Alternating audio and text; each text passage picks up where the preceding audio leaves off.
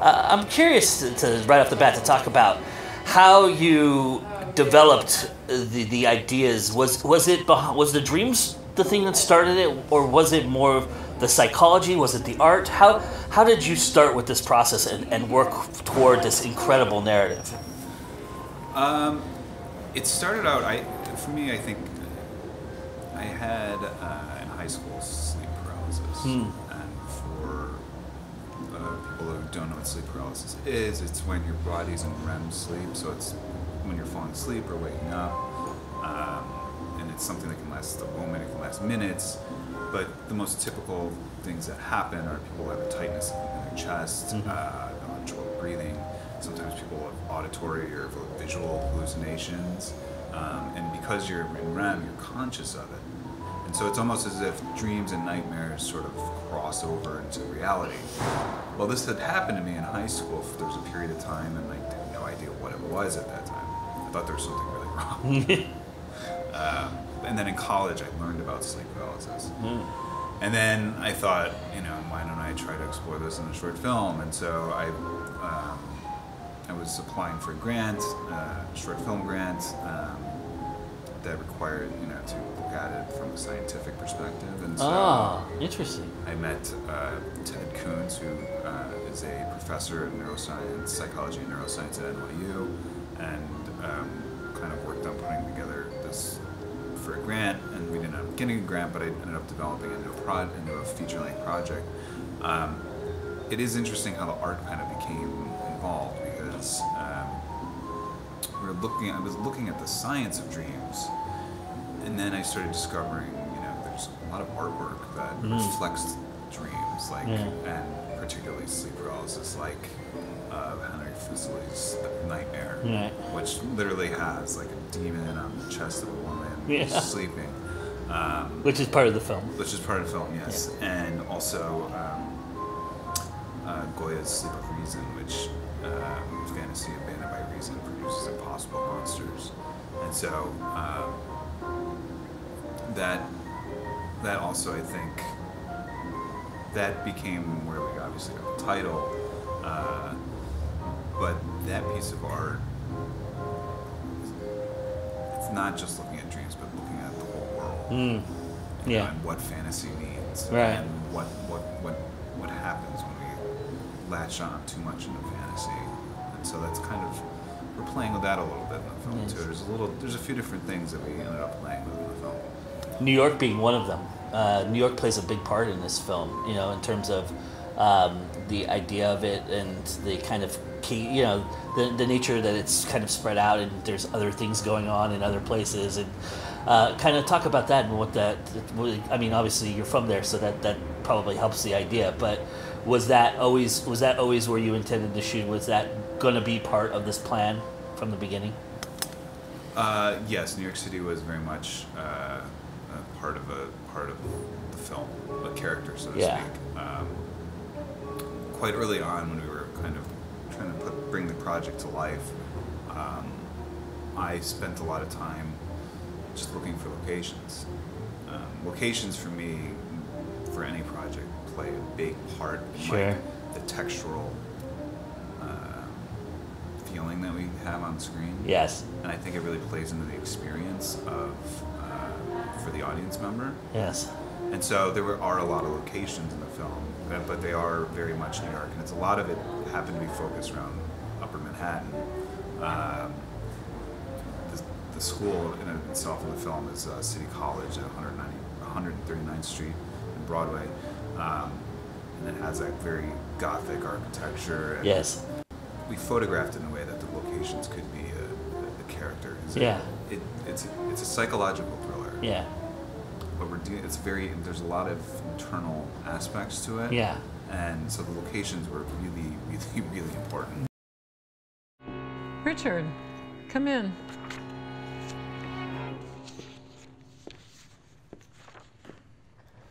What can I do for you?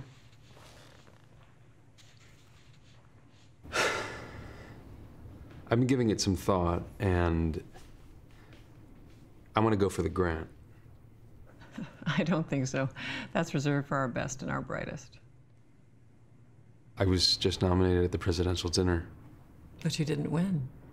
And I want to win the Boris Grant. Plus, if you lose, how does that make me look? Like you said, the grant would be a windfall for the university, and it would help fund my research. How do you propose winning? By presenting the study based on our findings. No, that does not equal winning. What are you willing to do?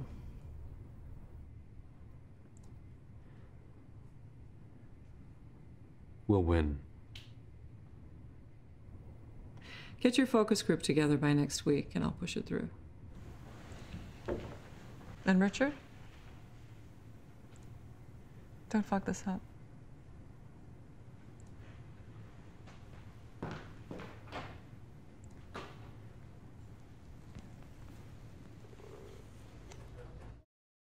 In the Q&A last night, somebody mentioned about the music, and you talked about how Hitchcock was a big influence, and the cello playing, and the long strings and bows. So talk about that here, because I thought that was very cool, and I thought that was an element to this movie that really kind of gave it that old, school vibe, that really thriller vibe. The music is phenomenal. It's from our composer, Michael McAllister. I've known Michael for several years. We did a short film together. Music for me is very, very important. I actually started having conversations with Michael about the music while we were working on the script. I think about it very early on. Yes. I wish I was a musician, but sometimes, but I'm not. But so I live vicariously through. Does that help shape the tone and how the direction you're going to go with it? It does for me. Yeah. I music to me is kind of like movies are a dream factory to me, but like when I listen to music, it just does something for my imagination. Mm-hmm. It Sure. just kind of sparks it. Mm-hmm. And so your muse. yeah, in a lot of ways.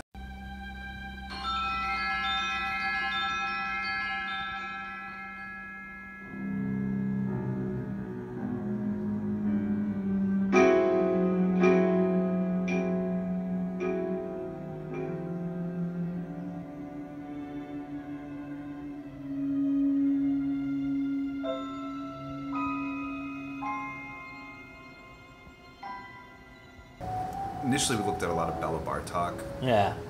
which is, that's where you get a lot of those strings like a viola, cello, violins.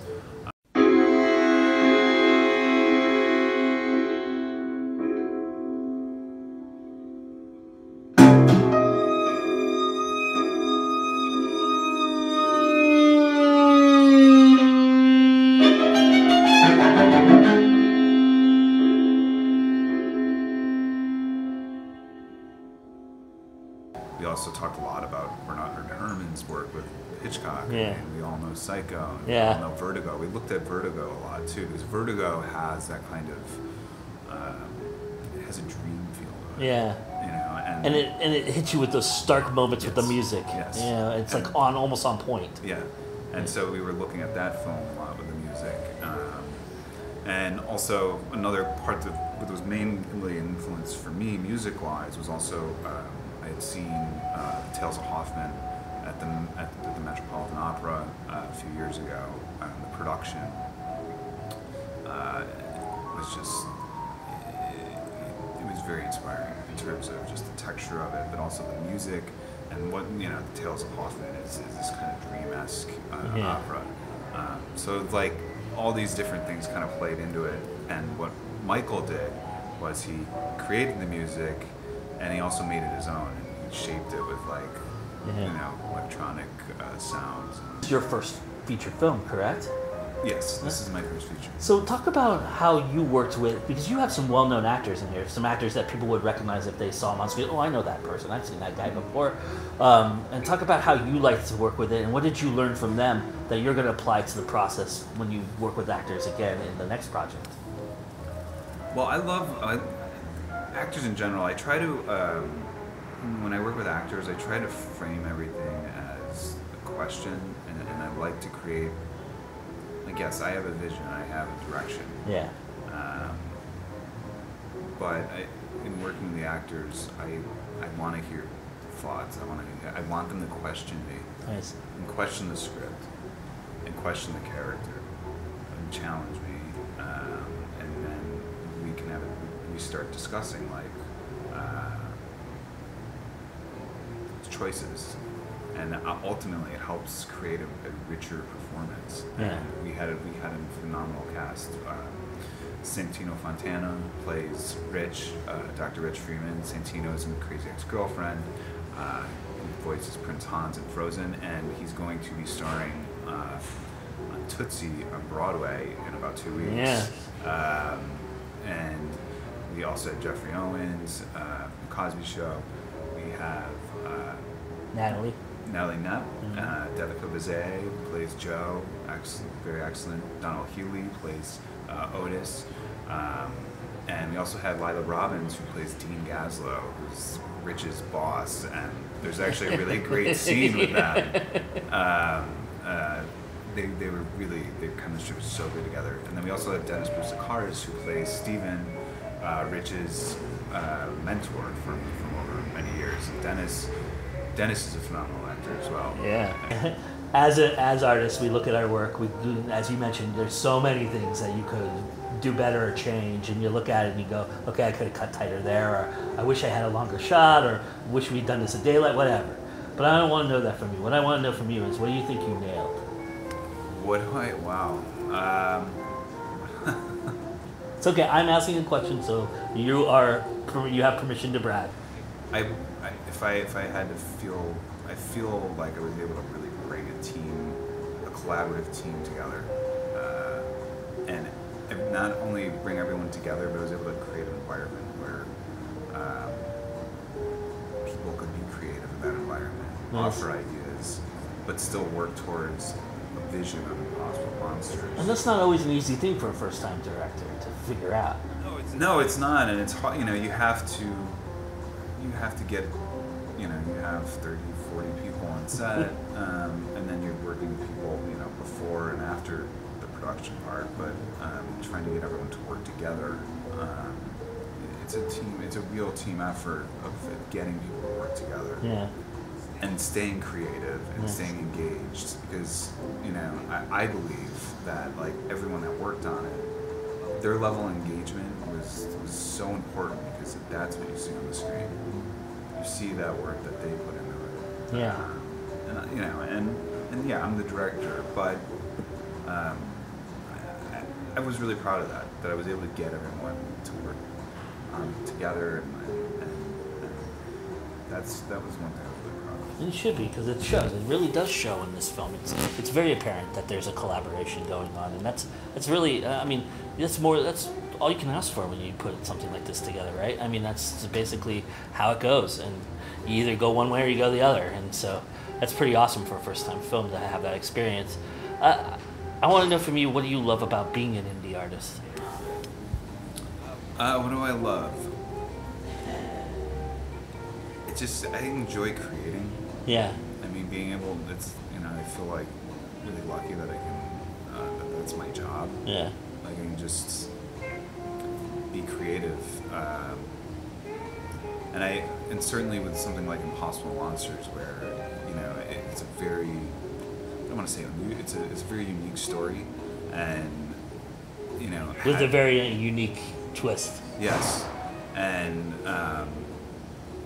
being able to write that, create it, bring it to the world, and that was my job. I have these nightmares.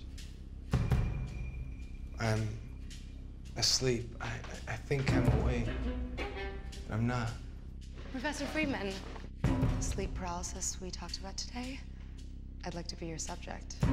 It's the gateway to why we do things. It's a second world to explore. Things have changed since your resignation. Whatever you need to tell yourself to look in the mirror, I guess. Why don't you come work with me? We're looking forward to seeing the results. What can you bring to the table that would give us a leg up? You better hope for your sake nobody finds out about this. I could make this very hard for you.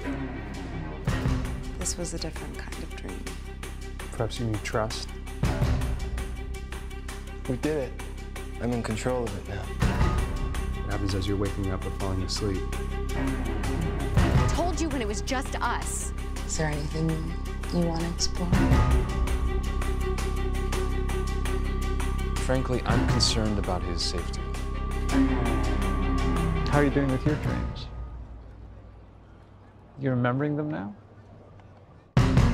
Everyone has nightmares.